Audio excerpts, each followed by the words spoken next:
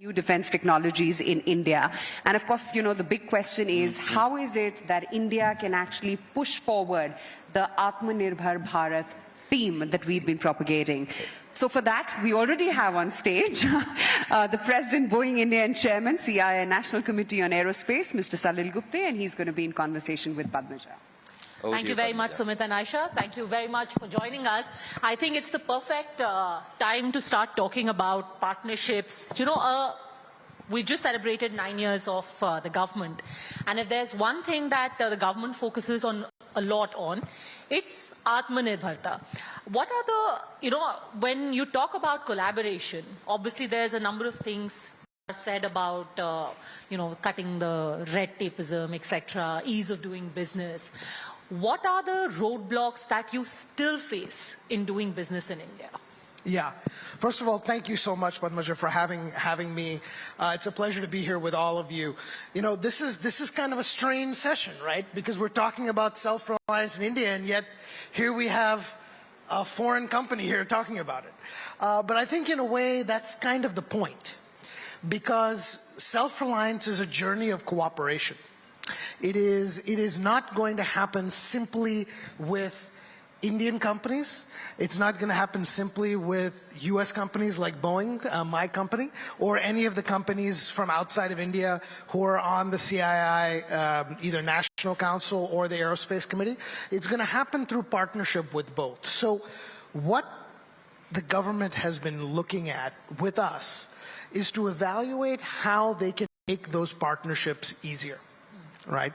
And so one of the things is evaluating technology partnerships at a government-to-government level, especially in defense. So over the last few months with the United States, there has been a partnership called the Initiative on Critical and Emerging Technologies.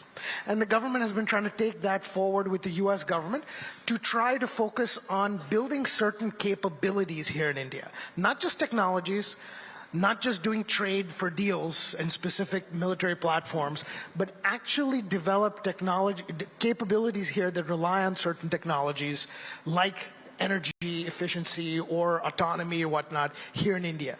By focusing on those capabilities, you develop a relationship around developing those technologies. So that's one thing at a government-to-government level that the government's trying to do. Another thing the government has been trying to do is encouraging joint ventures and partnerships between foreign companies and Indian companies. And this is very important. We, Boeing, have a partnership, a joint venture with Tata, have had it for a number of years. And it started on defense.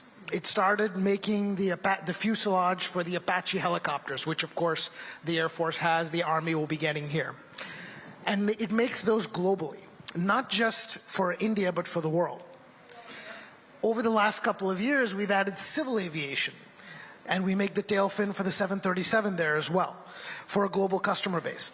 And these are the kinds of things that the government is trying to encourage because it drives development of not just manufacturing capability, but it combines engineering and manufacturing capability in the same place. And that harnesses a significant advantage that India has. So one of the final things that I'll note is leveraging that synergy. So India has had tremendous engineering capability for decades. We all know this. Now in aerospace especially, the manufacturing capability of India has really ramped up significantly over the last 10 to 15 years. So now marrying that engineering capability and that manufacturing is extremely powerful, because I'll be very honest with you, there's a lot of countries out there that have one or the other. India has both, which means it can develop the intellectual property here and manufacture it at scale and at high quality. And the government is finding that the right incentive schemes to be able to drive that synergy, take advantage of that synergy, is quite powerful. So this is what we're seeing.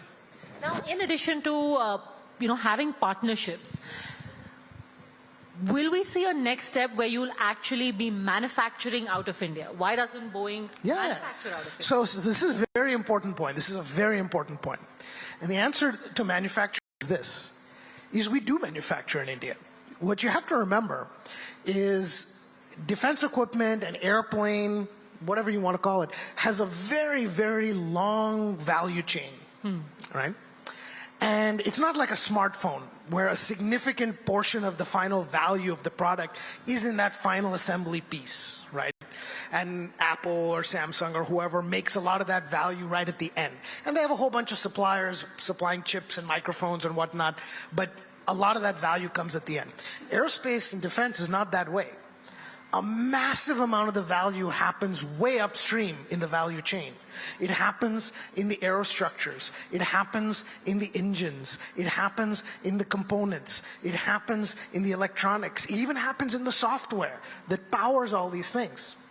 The actual, when you talk about manufacturing, the actual final assembly piece of an airplane is less than 10% of the value of an airplane. The other 92% is the part where India is already dominant. And that is where we're focused, because if we can move Indian suppliers from simple assemblies to complex assemblies to working with complex composite materials and all of those other things, that is how you build a true manufacturing ecosystem, right? That is what enables India to develop its own aircraft and build its own aircraft here in the private sector, not just the public sector, not just with PSUs, right? That's really what we're trying to do here.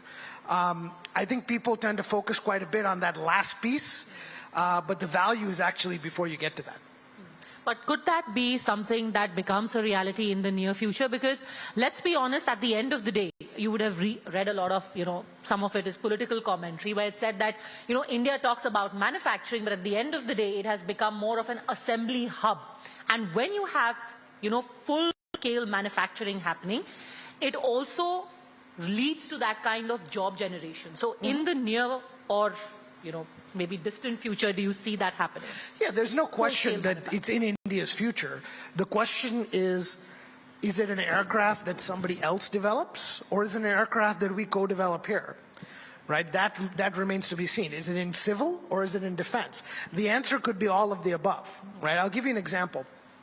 There's a number of co-development programs that the Indian Defense Services and the Indian Ministry of Defense are evaluating. And these could be fixed-wing programs, these could be rotorcraft programs, and the priority is that they are not just built here, but that they're designed here, right?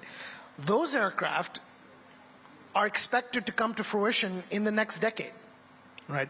And now you have an aircraft that, from the ground up, the intellectual property has largely been developed here.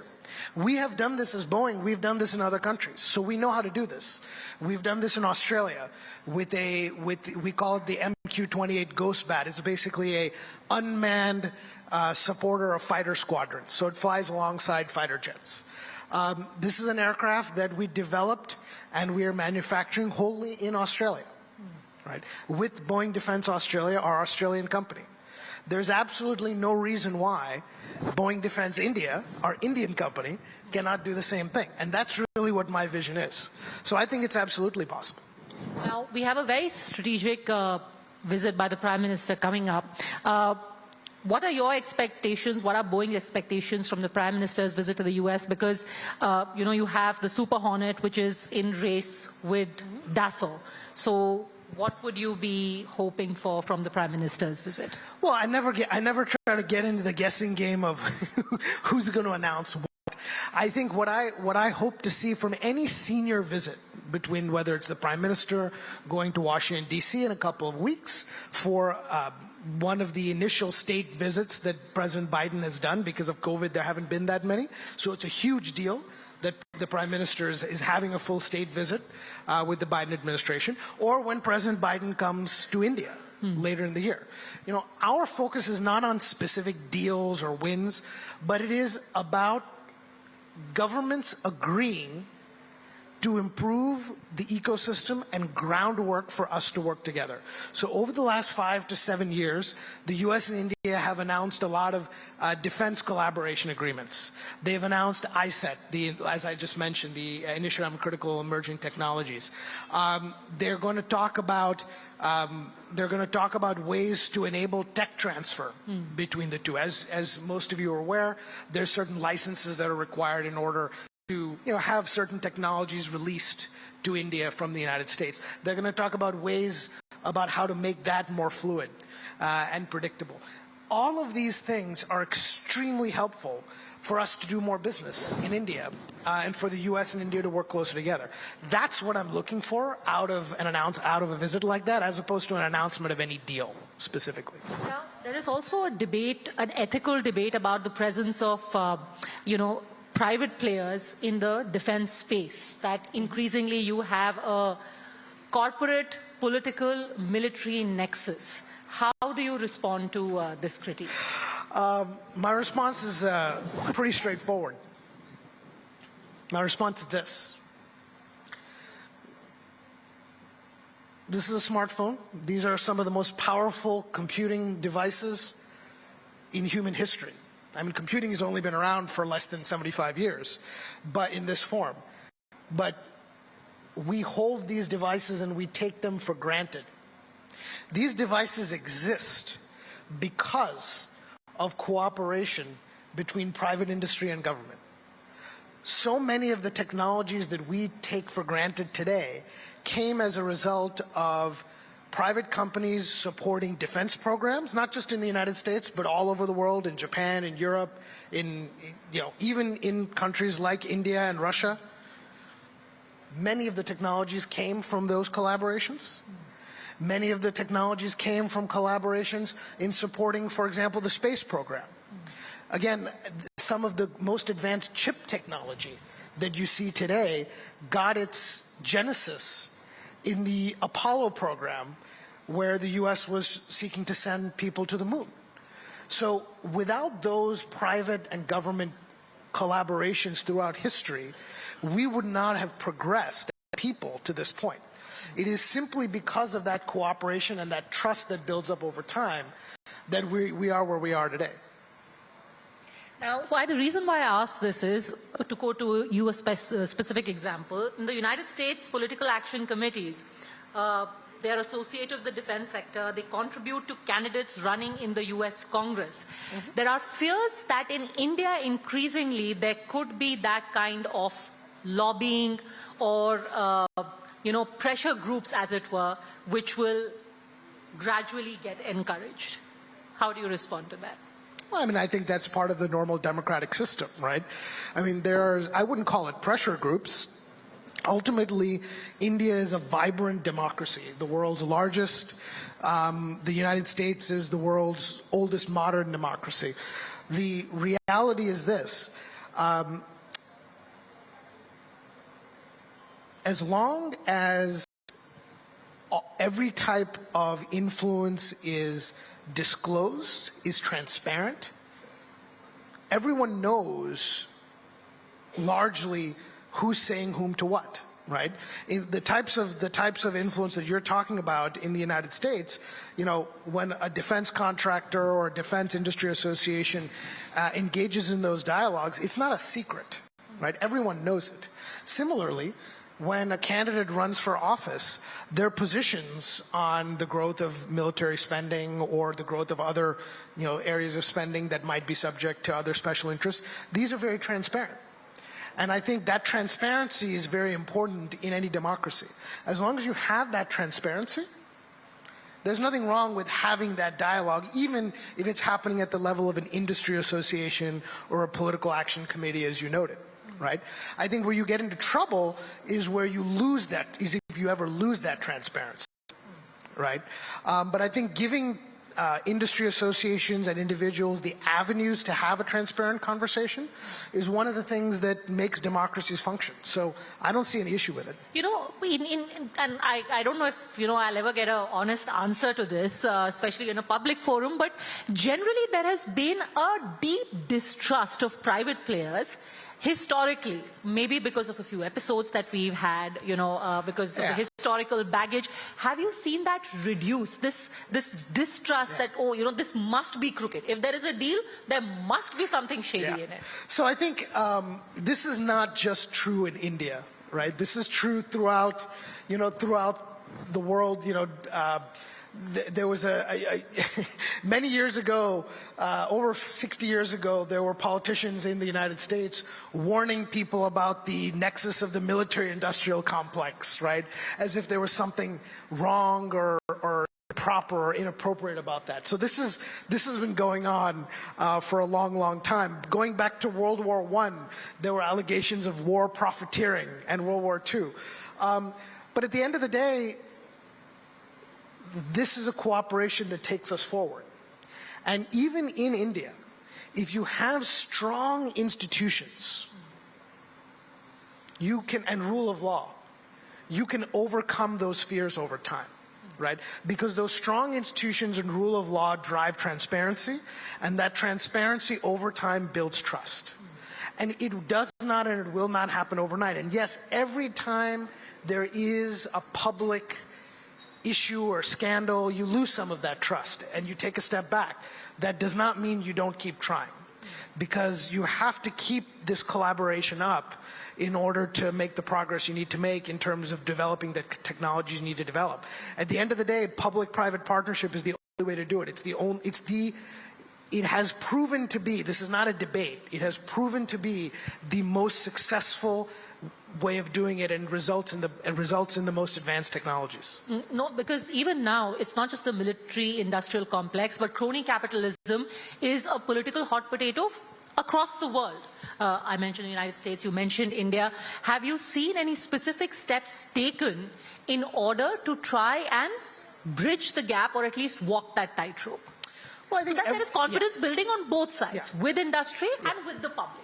I think every country will every country will take different approaches to doing that, right? Of course, India, one of the things that it has done is in the defense acquisition procedure, it has tried to simplify it quite a bit. It has removed the steps, some of the steps that you wouldn't have previously had to go through, and it's tried to get to more rapid decision-making, quicker ease of doing business. When you do that, you're able to bring in companies that basically don't feel the need to take shortcuts, right? They say, you know what? We are incentivized to do things the right way, right? And I think simply adhering to a philosophy of improving ease of doing business encourages a cleaner process at the end of the day. Because it's only when you have a really bureaucratic process that is convoluted and takes a long time that you do have some of those bad actors that come in and try to find ways around it. Now, India's target of defense exports and the whole concept of Aatmanirbhar Bharat also has a very divided opinion within the country, that it's far too ambitious, targets have not been met.